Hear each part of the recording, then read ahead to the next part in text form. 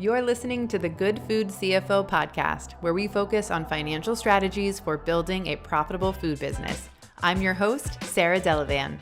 Today on the podcast, I am joined by Christie Lee. She's the founder of Nourishing Foods Marketing, a brand marketing consultancy that offers strategic services and tools specifically designed for new and emerging CPG brands. In her work, Christie blends the thinking of big food, which she learned while working at Clorox, with the resource-constrained realities of small brands, something she knows personally as the former founder of the food brand Tiny Hero. In this episode, Christie outlines her definitive guide to creating a marketing strategy. It takes the idea of marketing and brand strategy from a vague concept to something very concrete, specific, and measurable. And I, of course, love that budgeting and tracking your progress is part of the process. As a financial consultant, it is important to me that every dollar in your business have a purpose, and I'm excited for you to listen in on my conversation with Christie about how to do that with your marketing and branding. Let's get to it.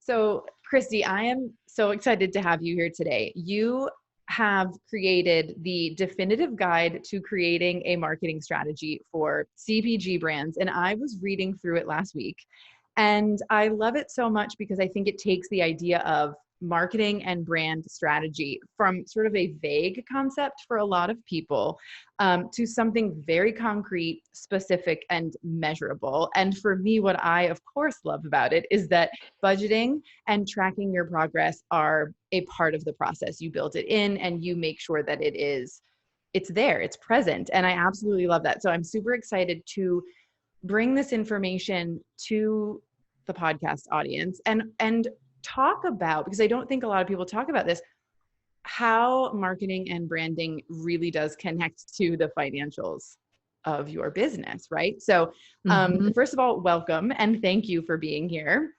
Thank you, Sarah. I'm so excited to chat with you. Yeah. So I know, because we have had a few conversations, we've gotten to know each other a little bit, that you actually created parts of this framework, or should I say parts of this framework are rooted in the work that you did at Clorox and while working on some really big, well-known Americana brands. So before we dive into the framework, I would love for you to share with me and everyone listening, how did you go from working on those big Americana brands to focusing on good food businesses in the CPG space? And I would just love to hear a little bit more about your story.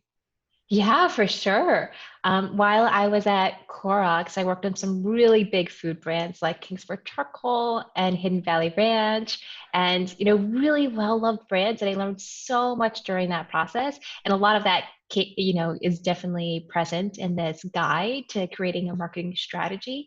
But I think that I have a hypothesis about the world and about people. And my hypothesis is that there are people who thrive in bigger businesses, who thrive in the structure and big teams and big budgets. And then there are people who thrive in smaller teams and more nimble teams and maybe a little bit more ambiguity. And then neither of them are right or wrong. But I think that I fall squarely within the small business bucket. I was at a really small startup before I was at Clorox. I had a hunch that maybe I was a small business person, but I didn't have any real data. And we'll talk a lot about testing and learning later, but I apply this principle to my life as well. And so I went to Clorox. I was like, okay, I'm learning, but I think this isn't for me. So then I went and I started my own food brand, Tiny Hero. Amazing. I took all the learnings. I took a lot of the inspiration and frameworks and really good tactical information and decided, you know what, I want to do this on my own. I believe that, I can make a difference in how the food system is run today. Yes, I love that. So tell us a little bit more about Tiny Hero. What was the brand? What was the product? And what was your experience running the business? Yeah, so it's a quinoa brand that is on a mission to make quinoa an everyday food for everyday people. And quinoa, if you think about it, you particularly in California, you may think that this is something that everybody eats, but it's actually only got 14% household penetration in the Wow. US. So it's not as much as we'd like, right? It's Mm. a grain, it's a complete protein, it's a grain that diversifies what we're eating. A crazy fact is that only three crops, plant crops, make up 60% of our plant-based calories. Do you want to take a guess at what those three crops are? Is corn one of them? Definitely. Soybeans? No. That's not. Wheat would be my next guess. And Definitely. I don't know what the third one would be. It's rice. Oh, So seems obvious corn, now. wheat, rice, 60% of our plant-based calories. That's Wow. crazy. And that's Yeah. not great for the world. It means there's monocultures, but it's also not great for our bodies to have so much of, just a few types of grains. Yeah. And so we were really on a mission to make a quinoa brand that was more accessible to everyone. And that meant from both a price standpoint, Mm. we were growing it up in Canada at scale, and so able to offer quinoa at a better price, but also through a brand and product innovation perspective. So we brought to market like 12 different new products in the first 18 months, everything from a mac and cheese that had quinoa grains in it for kids, a ready to eat sort of breakfast porridge that was a replacement for oatmeal, things, ways to bring quinoa to different parts of the day I love to that. increase quinoa consumption.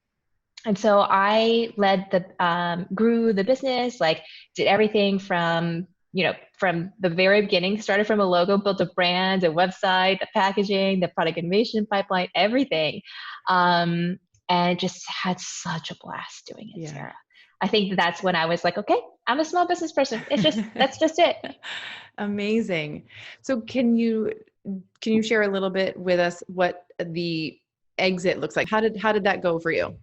Yeah, so the product is still in the market. Awesome. So the longer story is that the brand was always under the umbrella of an industrial ingredient quinoa company.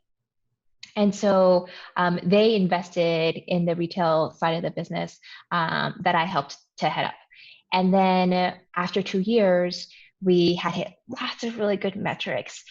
We had hit 9,200 distribution points. We had gone to six figures in Amazon sales. We had launched 12 new products in the first 18 months. We had just done so much, but we weren't profitable yet. Mm. And the industrial ingredient quinoa company decided to shift strategies and shift focuses. And so I decided to exit the business at that time. Gotcha. Gotcha. So it's such a bummer to see something that you create not, reach its apex, not to see it not be able to grow up. And that was a huge bummer for me, but I learned so much from the experience. I worked with some amazing people, and I took a lot of that into my next venture. I love it. I think, yeah, there is so much to learn in the food industry alone. I mean, every experience is a valuable experience. So let's dive into the framework if you're ready. The first thing I want to touch on, because I'm sure you'll agree this is very important for anyone who is maybe a brand new food business owner, a first time business owner, or a business owner who has never had a formal marketing and brand strategy. Can you talk a little bit about what is a marketing strategy and why do businesses need one? Yeah, for sure. So marketing strategy encapsulate everything that you want to accomplish for your brand. But what it does, and what it also does, is it prioritizes and looks at everything that you want to accomplish Mm. because you can't do it all. That's just the nature of small businesses. You're always cash strapped. You're always don't have enough time. So you have to prioritize. So by putting everything down on paper in a marketing strategy, you can be thought through about what you're working on and what you're spending time on to make sure you're spending time and money on the things that move the needle the most. There are some things that we spend time and money on that might feel like we're really doing the hard work of building a business, but maybe they're not. Mm. Like scooching your logo over 10 pixels in the website, probably not going to move the needle in your sales or in your bottom line. Yeah.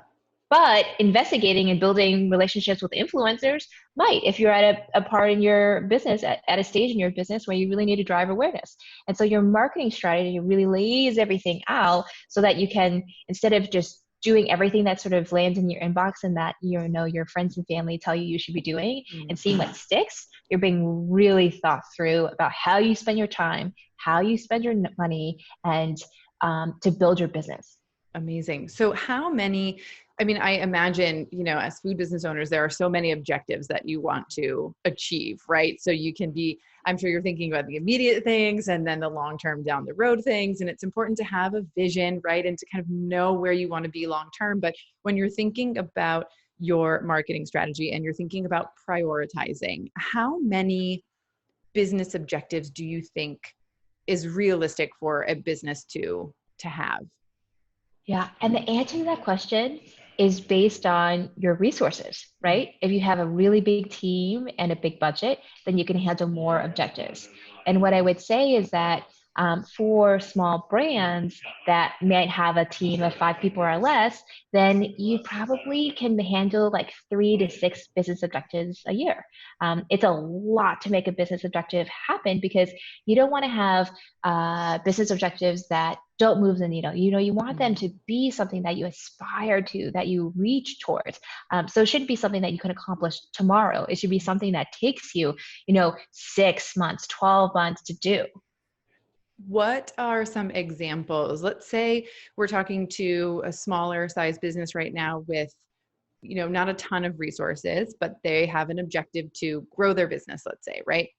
Obviously, we want them to do it sustainably. And it's going to take some profits, right, to be able to reinvest into the business. What might 3 of the business objectives be for that company? Yeah. So I think that one of the things I always love to say is that business objectives, I hear from a lot of small businesses, oh, I want to grow. But how you grow is really important. And that's what your business objectives do for you. Do you want to grow in a particular channel? Do you want to grow with a particular product? Do you want to grow by scaling up a particular process? So your business objective, if you're a small business, could be one, you could want to increase revenue in a specific channel, such as Whole Foods. You might be in there already and say, okay, right now I'm at 2 units per store per week, and now I want to get to 3 units per store per week. Here's what I can do to make that happen. Another business objective that you could think about is, okay, I want to increase the profitability in a specific channel. I'm in Whole Foods and those demos did not pay off for me. Actually looking at everything that you did from a marketing and sales support side and say, okay, what worked and what didn't work? How do we dial this in to make sure that it's working both for the retailer? Yes, I need to support my business and sell my product on shelf, but yes, I also have to make sure that it works for my bottom line. Another business objective could be to launch a new product. You could say, okay, great. I'm like really grooving on this product line that I have out there. And I think a natural next step is XYZ. And so a business objective could be to launch that successfully in the next year. I love this. So, and what you're saying really jives a lot with the goal setting strategies that I talk with my clients and program members about. It's sort of, we kind of go from what is the objective and work our way backward in a sense, right? It's like, how are things going right now? Where are we at? And where do we want to be? And when we understand where we want the business to be, and that could be, I need to pay myself a certain salary. I want to hire a sales manager. I want to implement marketing strategies to achieve these specific business objectives. You've got to know, where am I now and where am I headed, right? So that you can create a plan for getting exactly there. So, and I want to touch on this too, because I think that's very important, and you sort of did as well, but you talk in the framework about using the SMART goals technique. Can you just quickly lay that out for the listeners? What is the SMART goals technique? For sure. And if you go to the guide on my website, I have a really great link resource that I link to that talks more in depth. But in brief, SMART goals are S, specific, M, measurable, A, achievable, R, realistic, and T, timely. So all of these 5 characteristics of a goal mean that there's something that you can actually tackle and like sink your teeth into. So it's not a realistic goal or one that you can like figure out how to like break into smaller things that you should be working towards. If you say, okay, I want to grow my business, I want to double my business next year. It's like, okay, but how? And how are you going to make that happen? And so the SMART goal can help you do that, because you have to be specific, you have to be measurable, you have to figure out what's something that's achievable and attainable, something that's realistic, and then also timely. So I think the big pieces there that you need to think about your goals is, yes, specific. So, it's not, I want to grow my business. It's, I want to double my business, or I want to, increase my business by 10%. It's measurable, something that you actually have the data to measure, because that can be difficult to get in as a small business.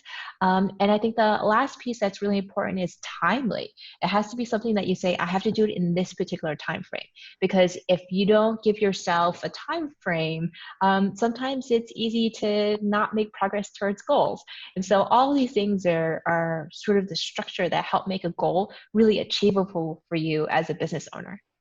I love that. And as you're talking through, what the SMART goals are, it also makes me think about, if it's specific and measurable and there's a time frame, and if, for example, your goal is to increase product sales, right, or in a certain channel or a certain product offering that you have, there are things that will need to happen in the operations of your business to support that. So it's not just the marketing strategy itself that will be implemented to achieve that goal, but do I have then everything in line inside of my business to support that and achieve the financial outcomes that I want to? Oftentimes we see people have a goal of selling more online. We've seen that a lot in these current times where people have pivoted right to online sales.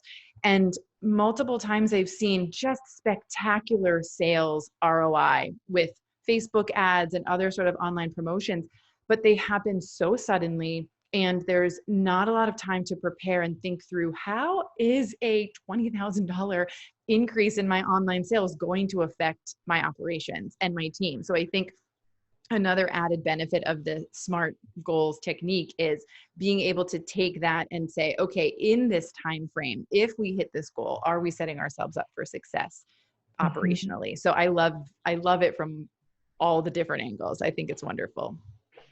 Awesome. Totally. And I think, we didn't talk about this, but the overarching framework that I use for this marketing strategy and creating it is really to start at the top of what your business objectives are, because that's what is most important, right? You have to start and figure out what your business objectives are. And then you go down a level and you say, okay, what are my marketing objectives? What are my sales objectives? What are my operations objectives in order to support that business objective, in order to make that happen? And then you go down another level and say, okay, what are the tactics? What are the actual like work streams and things that I have to do in order to support those marketing or sales or operations objectives that then will help me achieve my business objective? Great. So we're just like breaking it down into smaller and smaller bites. So it's like, oh my God, I'm not sitting here and saying, how am I going to double my business next year? It's like, no, how am I going to increase my sales at Whole Foods by 25% in the next 6 months? Well, this is how I'm going to do it. Yep. Love it. So after we've got our business objectives, whether it's 3 or whether it's 10, depending on the size of our business, we've got our SMART goals established, stated. I'm sure they're shared with, everyone in the organization that needs to, be informed about them. What is the next step in the framework? Yeah. So the next step is establishing then the marketing objectives that will help you achieve those business objectives, that will ladder up to them and help you make that happen. Okay. Do you have some examples of what that might look like? For example, the business who wants to grow their Whole Foods sales in the next 6 months. So one marketing objective could be to drive awareness of your product at Whole Foods, to support a new distribution launch, or to support already existing distribution. So awareness being how many people know about your brand and are interested in learning more.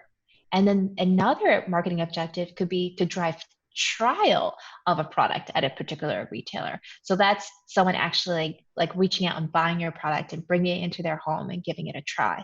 And the reason why those are different objectives, even though they ladder up to the same business objective of increasing your sales, is because you do very different tactics and they cost very different amounts of money to drive awareness or to drive trial. Okay. And when you, let's say, I just kind of hopped into the mind of a business owner for a second, and we're thinking, okay, we need to grow our sales by 25% over the next 6 months, specifically within Whole Foods. And we have a budget, and we need to now decide which tactic we're going to use, but maybe we've never tried them before. How do I go about like learning, what does this particular tactic, what does that cost me? What is the investment there? What's the expected ROI? How does one gather helpful information like that? Is it even possible?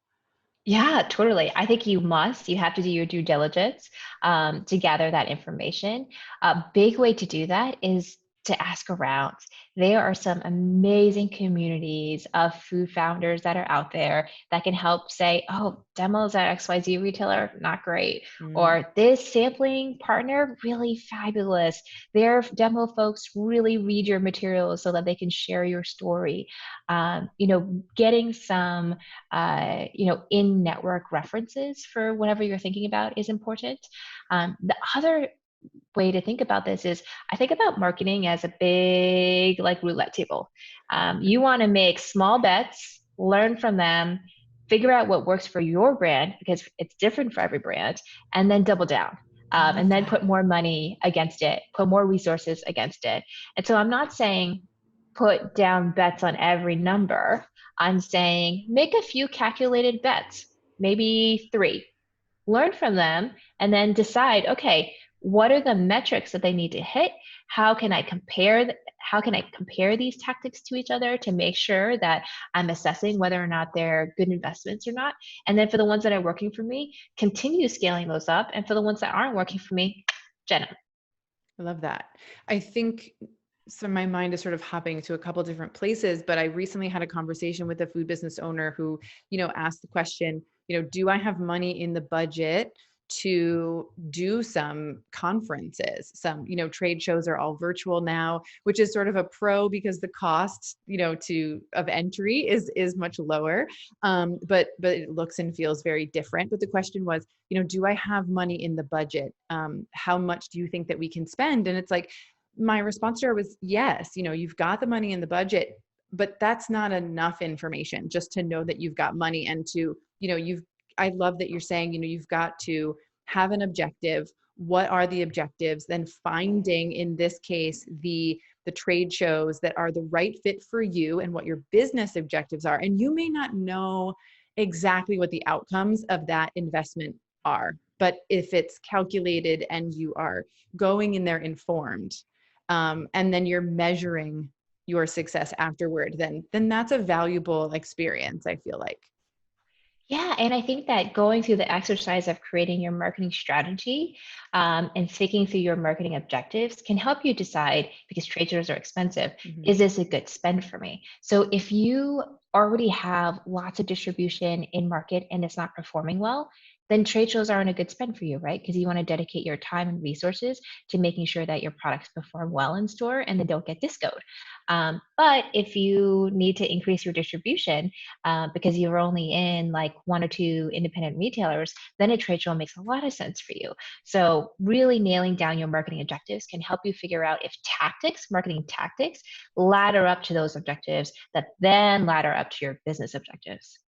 I just am enjoying this so much. I think it's really valuable. As I said at the beginning of the conversation, I think for a lot of people, marketing feels very vague, and there's this internal feeling. I mean, especially for like the go-getter entrepreneur, right? It's like, I've got to be everywhere. I've got to do all of the things. I've got to launch the new product.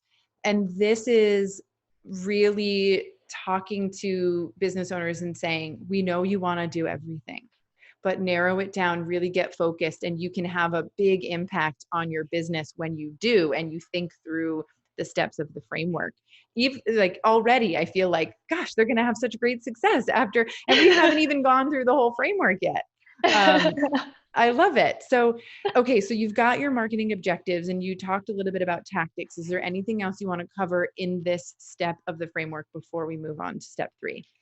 Yeah, I think that one thing to think about when you are creating your objectives are what are the key results of those objectives? And so for example, you're saying I want to increase the sales at Whole Foods by 25% in the next 6 months. What would actually happen to make that happen? So you work backwards. You say, okay, I could increase the number of doors I have, how many stores I have, where my product is selling, or I can increase the velocities of my products in the store.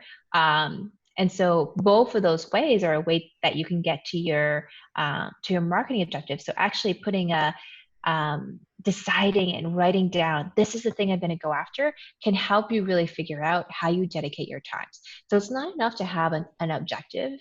You also need to have the key result that comes from that objective, because the two frame what you're going to do tightly so that you know exactly how to spend your time and money. I love it. Spending money wisely. That's that makes a financial consultant very happy. At least this one.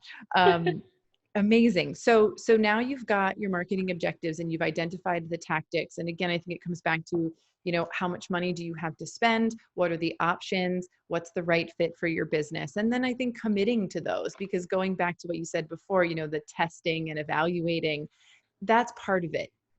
Not everything you try is going to be a home run. So being willing and open, and dare I say, not emotionally attached to the outcomes is a key thing to remember, I think, in that stage of the process as well. So let's, we've got our marketing objectives. We've decided on our tactics.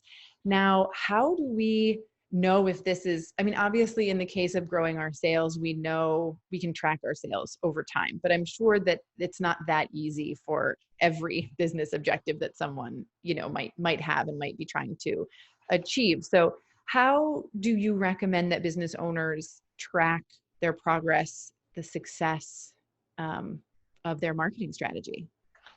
Yeah, and you know what? In the food business, sometimes it's not so easy to even know if your business has increased. Like Whole Foods, yes, gives you access to a portal and you know exactly how much you're selling week by week. That isn't true for independent retailers. That isn't true for many conventional grocery stores. Typically, you have to pay dollars in order to get that data. And as small food founders, you sometimes don't have room in the budget for that. If you're spending only $5,000 a month in marketing, it doesn't make sense to spend $3,000 to get the data to measure your marketing, right? So if you're thinking about, okay, I've got my marketing objectives, I got my key results. Now, how do I know that I actually hit those? Well, the answer is you need to figure out what is the closest thing to my end result that I want that I can measure. And so if it's sales, but you don't have sales, then you can work backwards and say, okay, it's velocities, but you don't have velocities. Then you can work backwards and say, okay, it could be the number of coupons that I redeemed that are being pushed through my digital marketing campaign. That's a closer metric to your end goal than your digital marketing campaign, like click-through rate or cost per 1,000. So thinking through what are the metrics that are available to you so that you are measuring something, you are tracking something, and then you can sort of evaluate, okay, is this helping me work towards my ultimate goal, my ultimate objective, and then also allows you to compare between tactics and say, okay, digital marketing is not doing as well as this couponing program. That's a really good learning. Now we shouldn't put any more money against it, or vice versa. So measuring something, even if it's not your end business goal or objective, is important to actually measure your success, all the things you're doing against each other, measure your success over time, because your digital marketing campaign should get better over time as you learn more about your target consumer. It also helps you figure out, okay, am I like comparing to industry benchmarks to figure out, okay, this may be the best tactic for me in this space, but it's still 10% lower than other food and beverage brands. So there's probably still room to grow here. How can I figure that out? What's the right resource I need in order to get this metric up? Can you talk a little bit about how does this relate to budget? Do you wait the full 6 months, for example, before you change course? Or how do you know if different tactics cost different amounts? Like, how do you measure results? I guess maybe how do we normalize that and make sure we're looking at the data and the information the right way? Yeah, definitely. And I think it makes sense to actually normalize the data, and to do this exercise in the beginning. Because in the beginning of the process, you'll have to prioritize your tactics. You can't do it all, right? So you probably have figured out, okay, what are my key performance indicators? What are my KPIs?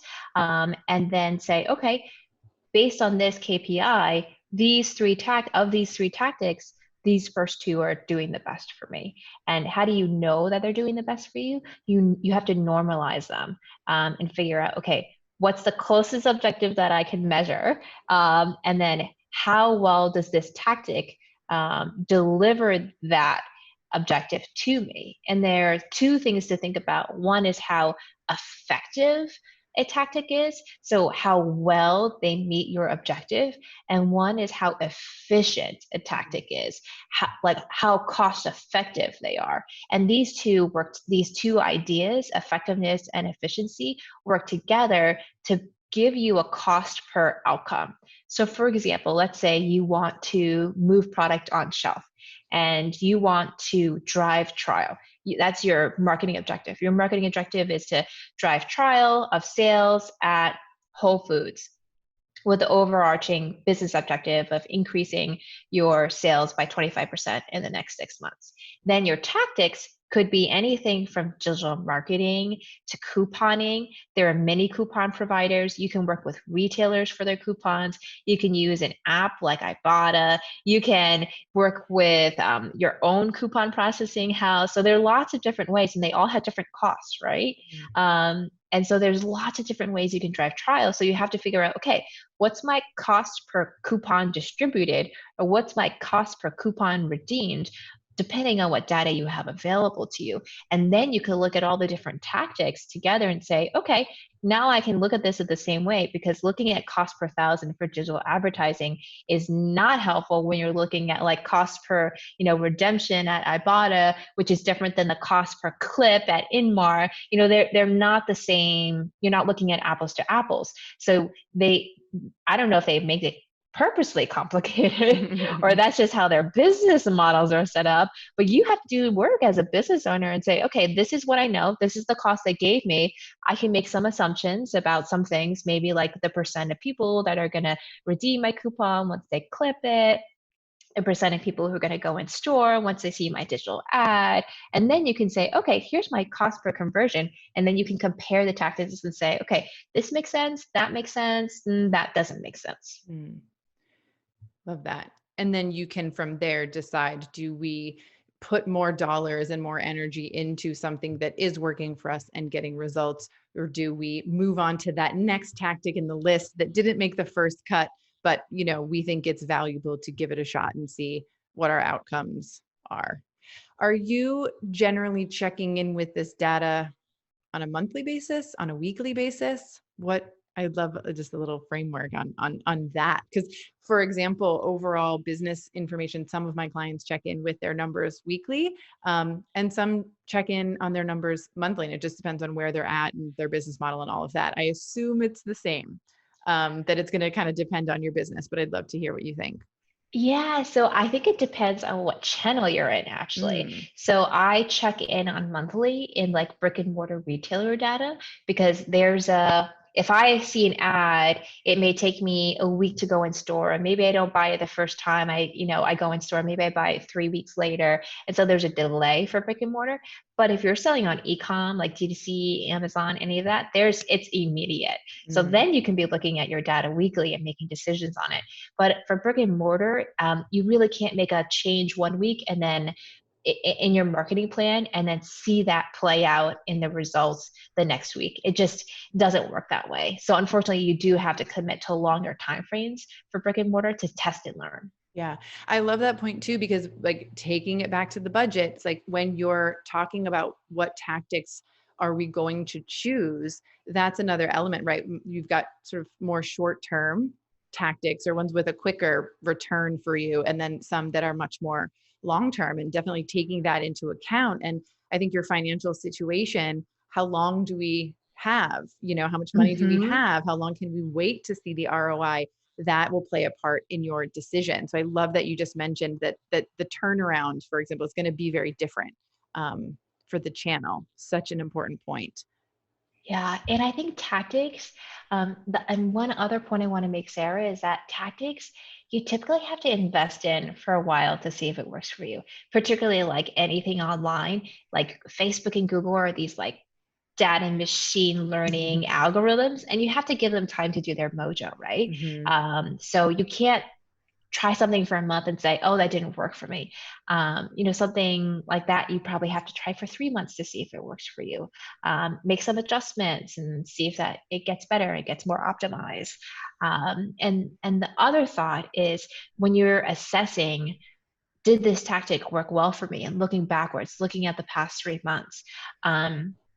One thing that's really helpful is to think about is that you probably put a small bet down. You didn't bet the house on one of these tactics, right?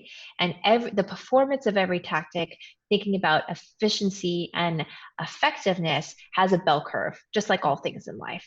And so you might be up here on the bell curve. You might be, yeah, it's doing well, but it could be better if you spent more money. Or you Mm, could be up here and it's like, oh yeah, you're at the apex of performance based on your budget. And if you spend more, then your effectiveness per dollar is going to go down.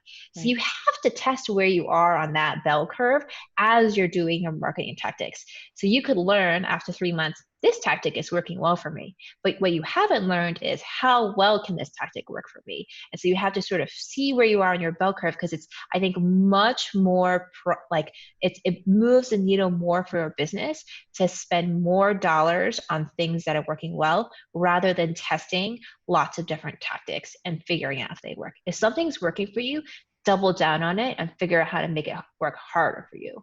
I love that advice. That's wonderful. So you mentioned industry benchmarks, and I know that some of the industry data, it is, you've got to pay for it to get it. The one thing I love about the good food industry is that people want their competition to be successful, right? It's like we're all in this together, and so there's a Mm-hmm. lot of sharing of information, which is great. I was just curious if maybe you have any other advice as far as benchmarking for people who are just sort of doing this for the first time and just want as much support as possible to kind of make sure they're on the right track. Yeah. So for anything digital, like digital marketing, there are lots of resources out there that you can do some industry benchmarks on. Um, Tapping into the community is another great example.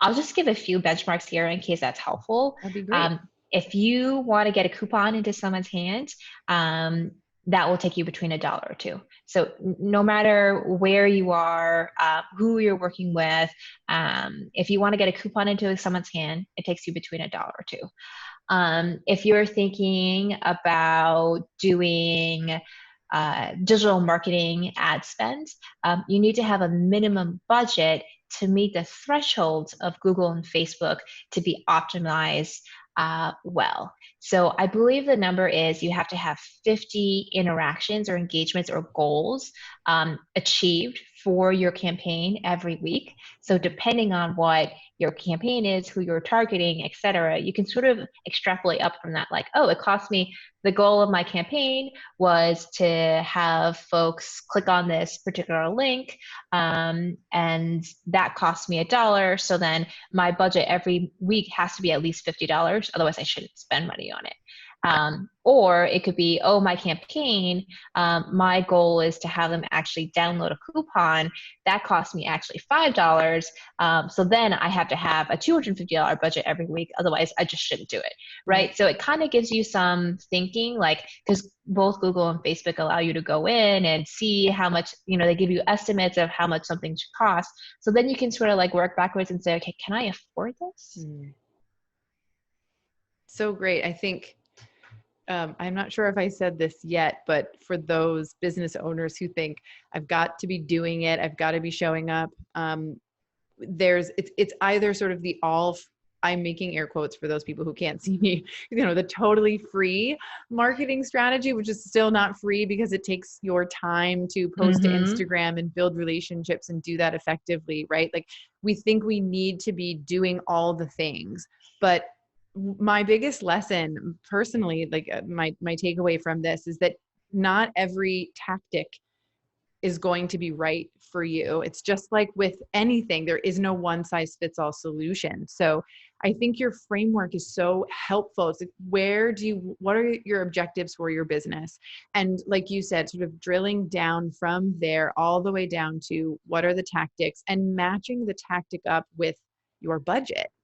And there may be a tactic that works really well that's financially not attainable for you because like you're just describing, you might not have the $250 a week to put into that tactic, but that doesn't mean that you won't be successful. It just means right now, choose a different tactic that's more appropriate for your business, make that successful. And if operations and everything are jiving well together, right? More profits are hitting your bottom line, and then you can move on to that maybe more expensive tactic that can also potentially have that larger ROI for your business. So where can people, I think we're going to link to this in the show notes, but where can people find you and more information about the work that you do and this guide? And I know you've got a lot of other valuable information on your website. So share that with us. Yeah, so you can find me. I'm Christie Lee. I'm the founder of Nourishing Food Marketing. So I'm at nourishingfoodmarketing.com. I have a bunch of free resources on there, including this definitive guide for creating a marketing strategy for CPGs. There, I have information about fundraising up there and about e-com. And then I have a couple of paid resources as well. You can learn more about how to work with me personally, or how to work with me in a workshop, or to get one of my tools. And the other place you can find me is on LinkedIn. I write a lot of content, not just for my blog on my website, but also for lots of other places as well. And if you follow me on LinkedIn, then you'll be able to get access to all of that and know that that's happening. That's amazing. Thank you so much. And I know that we've got a special discount for folks. That'll be in the show notes as well. So if you like what you've been hearing today and you're interested in working with Christie one-on-one, or, however might be the right fit for you and your budget, there will be ways to connect with her and also ways to save inside of the show notes. So I'm super excited. Thank you for offering that to the listeners. Absolutely. And before we officially sign off, I of course want to say, is there anything else, any other nuggets of wisdom that you think our listeners should have regarding their marketing strategy and finding success with it? Oh gosh. I think, just being thought through and realizing that everything that we just talked about, it's not enough to have like understood and internalized it intellectually. You have to also put it down into paper and be like very methodical about how you do it. And it takes time to do that, but it's worth the investment upfront to put the time into this framework and lay it out for your business so that you can reap the benefits later on by like spending each dollar the most effectively and efficiently. I love it. Thank you so much for your time today. I always enjoy talking with you. And I think that, as I said earlier, there's just so much valuable information that you've shared today. I loved reading through your definitive guide, and I'm so excited for it to hopefully get in the hands of more business owners. So thank you so much for your time. I loved having you. Absolutely, Sarah. It was always a pleasure, and I really appreciate the opportunity to talk to your listeners. Thank you. Bye.